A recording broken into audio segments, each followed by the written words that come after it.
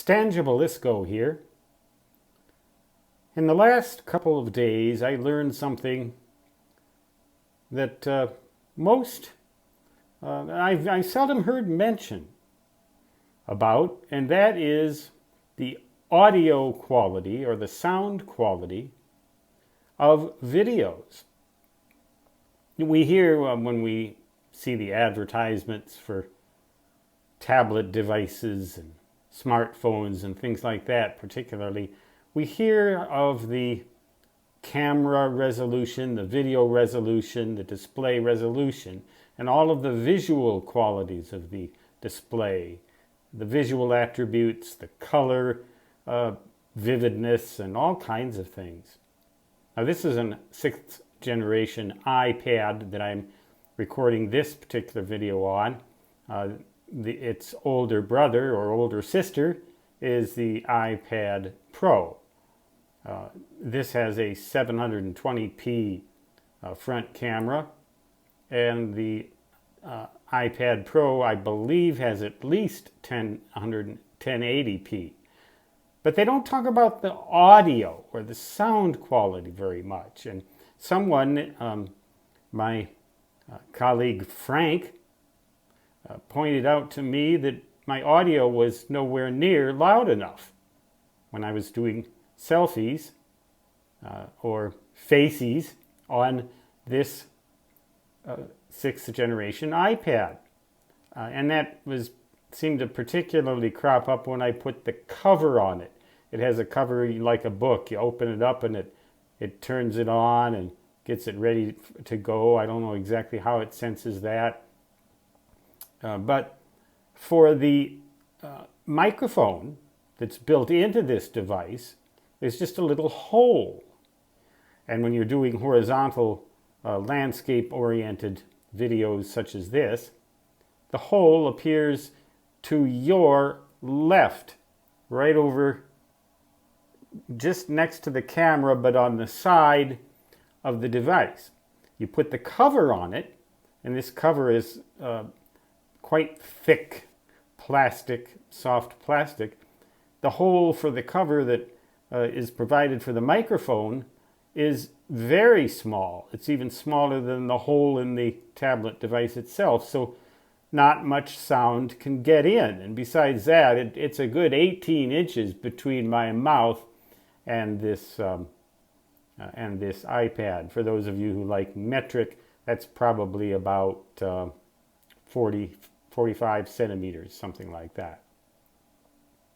Anyhow, now I'm using these, as one viewer remarked, silly looking earbuds, but it has a microphone which is much closer to my mouth and picks up a lot more audio, and so you get a 720p facey with good audio. Now, a lot of my videos are not going to be of myself, of my face, or of scenes like deer in the yard, or grizzly bears in the yard, or hippopotamuses in the yard, or you get the drift. A lot of my videos are going to be of schematic diagrams, devices, drawn photographs, which will be recorded on a different computer at 1080p resolution using a program called Camtasia Studio. And none of those issues will apply. You won't have to look at my face. You won't have to look at these silly earbuds. And you will, as far as I know, get good audio because I have a microphone headset that I use for those types of things. I have two computers that I can do those on.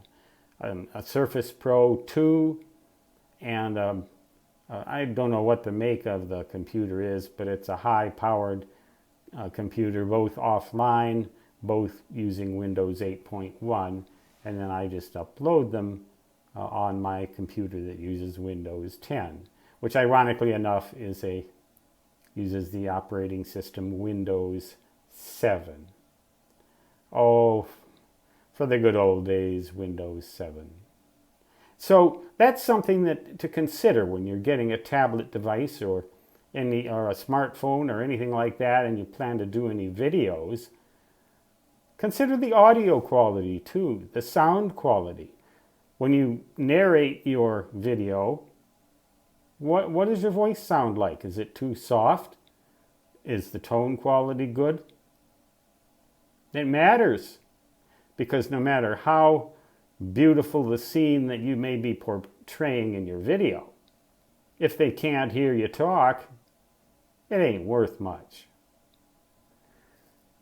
Thanks, Frank, for the heads up on that. And a couple of other viewers chimed in too and said my audio was bad.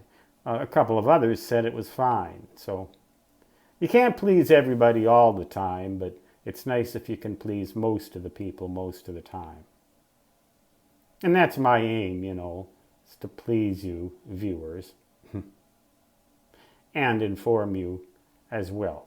And today's informational lesson: when you buy a tablet device or a smartphone and you're interested in making videos, pay attention to the sound quality you're going to get on that video, not just the image quality. Stan Jabalisco signing off. Until next time, so long.